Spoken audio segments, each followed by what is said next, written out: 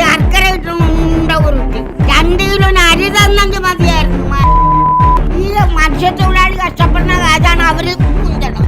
മന്ത്രിമാര് വല്ലതും തിന്നുമ്പോ ഞങ്ങളെ കൊണ്ട് ഗവനിയില്ല. വല്ല മത്തക്കപ്പെങ്കിലും മേടിക്കാൻ 2 രൂപ.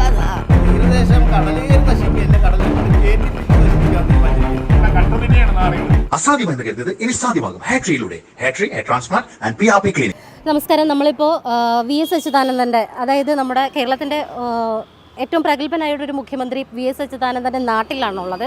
ഇവിടെ നമ്മുടെ ഒരു അമ്മാമ്മ, ഇവിടെ ഒരു അമ്മാമ്മയാണ് നമുക്കിപ്പോൾ നമ്മുടെ പിണറായി ഭരണത്തിനെ കുറിച്ചിട്ടുള്ള ആ അമ്മാമ്മയുടെ അടിപൊളി വിശദീകരണവും അമ്മാമ്മയുടെ ഒരു അഭിപ്രായമാണ് നമ്മൾ കേൾക്കാൻ പോകുന്നത്.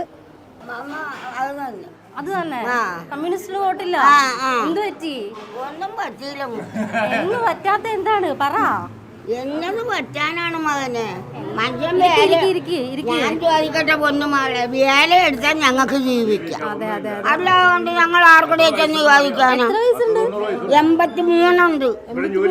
ഇപ്പഴും വേല എടുക്കണം. അപ്പോഴെന്താണ് പെൻഷൻ ഇല്ല? അപ്പൊ നമുക്ക് പെൻഷൻ കിട്ടിയിട്ട് 50 രൂപ വെച്ച് എന്നെ ചെയ്യും മകള്. ഒരു ചായ കുടിക്കാൻ മുറുക്കാൻ വേണം ഞങ്ങൾക്ക് 100 രൂപക്ക്. 100 രൂപക്ക് വെച്ച മുറുക്കാൻ വേണം. 50 രൂപ പോലും ഇല്ലല്ലോ. പിന്നെ ഞങ്ങൾ എന്ത് ചെയ്യും? നമ്മൾ മീൻ പണിക്ക് മീൻ കച്ചവടം സർക്കാരിന്റെ ഭാഗത്തുനിന്ന് ഒന്നും കിട്ടുന്നില്ല. സർക്കാരിന്റെ ഭാഗത്തുനിന്ന് ശർക്കര കിട്ടുന്നുണ്ട്, വേറെ ഒന്നും കിട്ടുന്നില്ല. മാറുമാന ശർക്കര വർത്താനാണോ? എന്തെങ്കിലുമൊക്കെ പറയുമ്പോ മൂത്തേ സത്യം പറയേ. ആ ശർക്കര കിട്ടുന്നു ഉണ്ട ഉരുട്ടി കിട്ടുന്നുണ്ട്. ഇതുപോലെ തന്നെ അവിടെ ചെല്ലണം. ചെന്നില്ല ശരിയാകുകയില്ല. എന്താണെന്ന് വെച്ചാൽ ഞങ്ങളൊക്കെ ഈ പ്രായം വരെ നടന്ന് വേലെടുത്ത് തന്നെ ശർക്കരക്കകത്തുനിന്ന് വല്ലതും കിട്ടുമെങ്കിൽ ഞങ്ങൾ ഈ പാടുപെടുന്ന 2 കിലോ അരി തന്നെങ്കിൽ മതിയായിരുന്നു.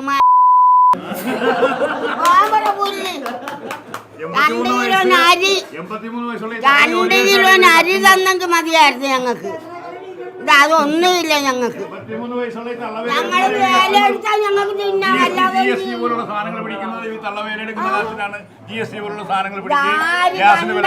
ചെയ്യുന്നത്. ഇതുപോലുള്ള തള്ളമാര് വേലെടുക്കുന്ന കാശ് ഉൾപ്പെടെ കട്ട തന്നെയാണ് നാറികൾ. ആണോ? എന്തിനിങ്ങനെ ഒരു ഭരണം? ഞങ്ങളെ ഉപദ്രവിക്കാതെന്ന് പറ. ഒന്നും തന്നില്ലും കുഴപ്പമില്ല. ആ റേഷൻ കടയിൽ അരിക്ക് നമ്മൾ ചെന്നേറ്റും 2 കിലോ അരി കുഞ്ഞേടാ അത് കിട്ടിയിട്ടാണ് തിളപ്പിച്ച് മനുഷ്യൻ കുടിക്കണം. ഇപ്പൊ കടപ്പുറ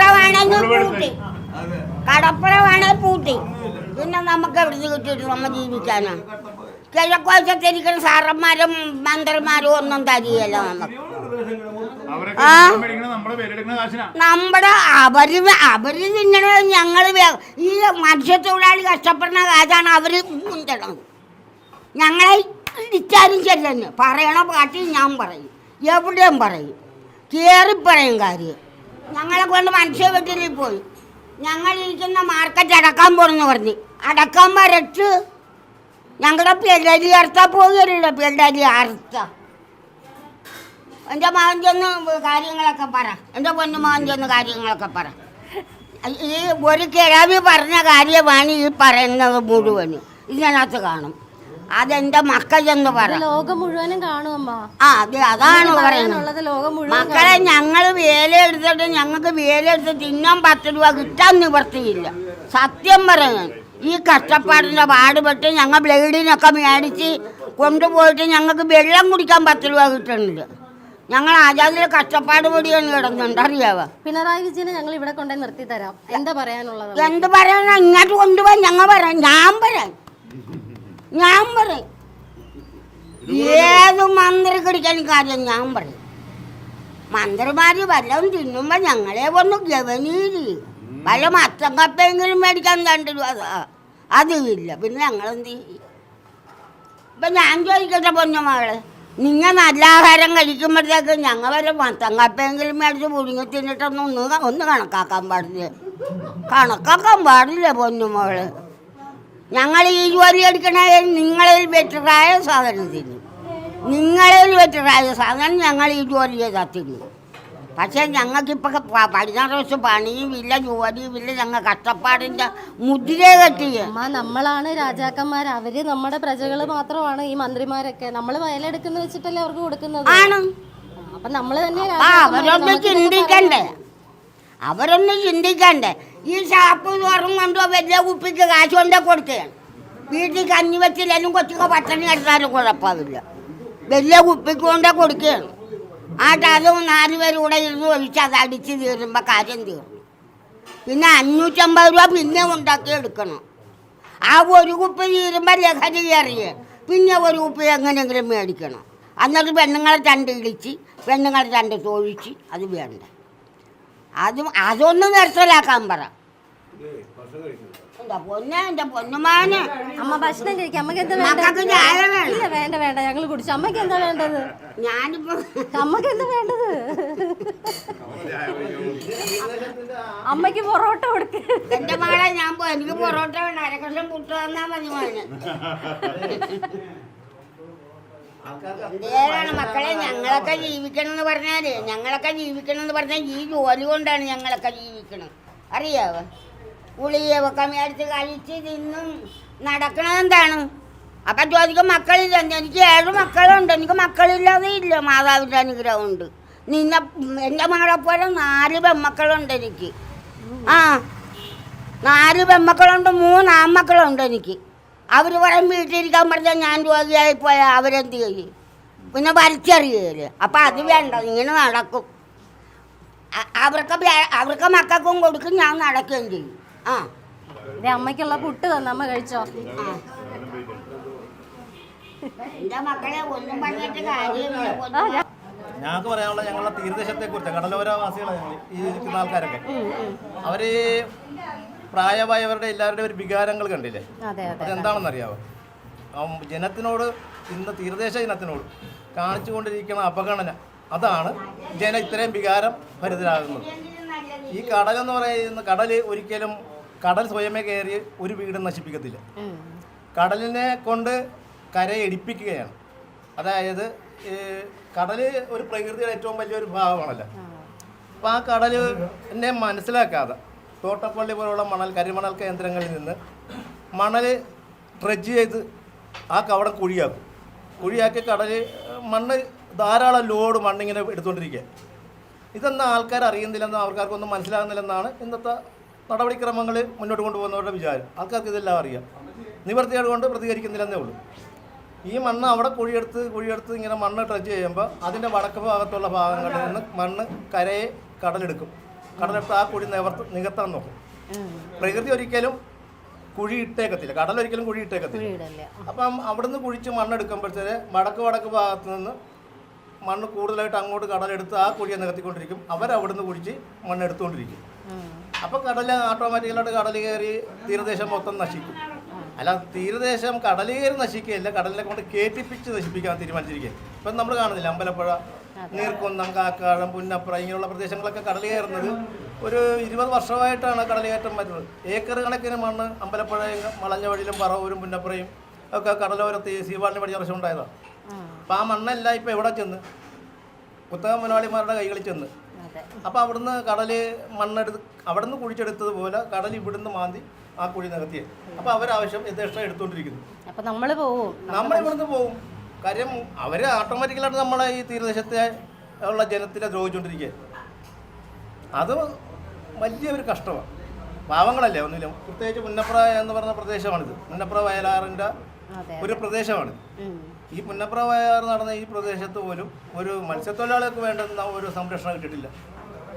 ഒരു ഫിഷിംഗ് ഹാർബറോ അങ്ങനെ നിന്ന് മത്സ്യം പിടിക്കാവുന്ന ഒരു തീരദേശത്തിൻ്റെ കാര്യം പറഞ്ഞ ഒരു സാഹചര്യമില്ല.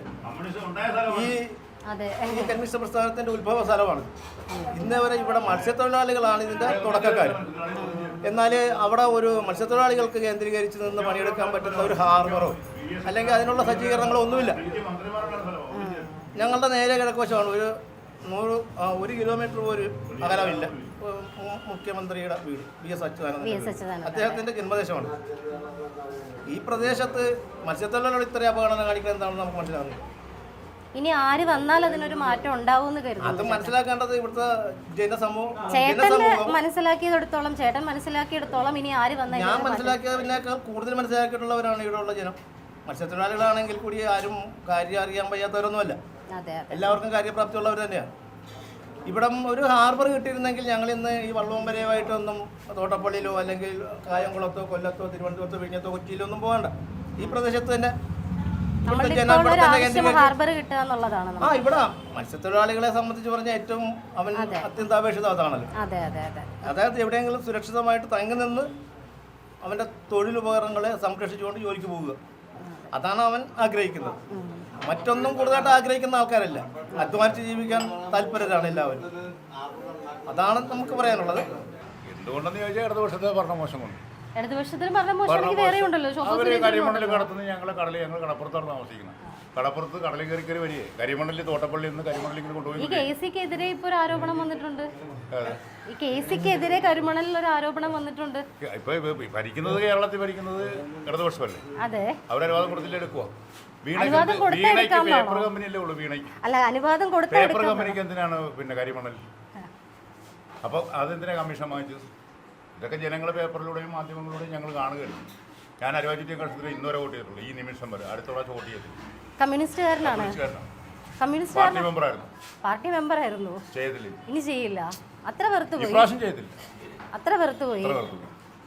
അതുപോലെ സ്വർണ്ണം കടത്തും കരിമണലും എല്ലാം കൂടെ കിഴക്കുവശമുള്ള ആൾക്കാരെ രക്ഷിക്കാനെന്ന് പറഞ്ഞ് കരിമണൽ കടത്തുന്നു. കടലിൽ കയറി പോകും, കൊണ്ടുവന്ന് കല്ലിടും. വല്ല പ്രയോജനമുണ്ട്? ശാസ്ത്രജ്ഞന്മാർ പറഞ്ഞിട്ടും കേൾക്കുന്നുണ്ടോ? ശാസ്ത്രജ്ഞന്മാർ പറഞ്ഞിട്ടും കേൾക്കുന്നില്ല. അവർ കാശിന് വേണ്ടിയിട്ട് ചെയ്യുന്നത്. ഞങ്ങൾക്ക് കമ്മ്യൂണിസ്റ്റ് പാർട്ടി തൊഴിലാളി വർഗ പ്രസ്ഥാനം പറഞ്ഞിട്ട് ചെയ്യേ എന്താ കാര്യം? മുമ്പത്തെ തൊഴിലാളി വർഗ പ്രസ്ഥാനമാണ് ഇപ്പോഴത്തെ. അല്ല, തൊഴിലാളി വർഗത്തിന്റെ പരിപ്പൂടയും ചായയൊക്കെ മാറി. അതൊക്കെ മാറി. വിദേശ പിടിയും കട്ടൻ ചായ കുടിച്ച് പോലീസിനെ പേടിച്ചിടന്ന സമയം മാറി. ഇപ്പൊ കോടാനുകൂടി ഉണ്ട് എല്ലാവർക്കും. കോടാനുകൂടി ആർക്കുണ്ട്? അവർക്കുണ്ട്, നമുക്കില്ലല്ലോ. നമുക്ക് ഇപ്പോഴും കണ്ടില്ലേ ഞങ്ങള് കട്ടപ്പടി വെയിലത്ത് കിടന്ന് പന്തലടി. ഇനി ചെയ്യില്ല.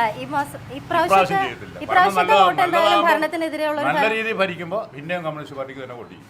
ഓക്കെ. പാർട്ടിയോടല്ല വിരോധം, പിണറായി വിജയനോടാണ്. പിണറായി വിജയനോടല്ല, ചെയ്യുവനോടാണ്. ഒരു വ്യക്തിയോടല്ല വിരോധം, ചെയ്യുവന പ്രവൃത്തിയോടൊരു വിരോധം. പ്രവർത്തനങ്ങളോടാണ്. പ്രസ്ഥാനത്തോട് കൂറാം, പ്രസ്ഥാനത്തിനോട് കൂറാം, കമ്മ്യൂണിസ്റ്റ് പാർട്ടിയോട് കൂറാം. കമ്മ്യൂണിസം എപ്പോഴും ഭയങ്കര ഇഷ്ടമാണ്. കമ്മ്യൂണിസം ചങ്ക് തന്നെയാണ്. കമ്മ്യൂണിസം ചങ്ക് തന്നെ. ചങ്ക് തന്നെയാണ്. പ്രവർത്തനം മോശം. എല്ലാവരും അവനവനിഷ്ടമായി പോയി.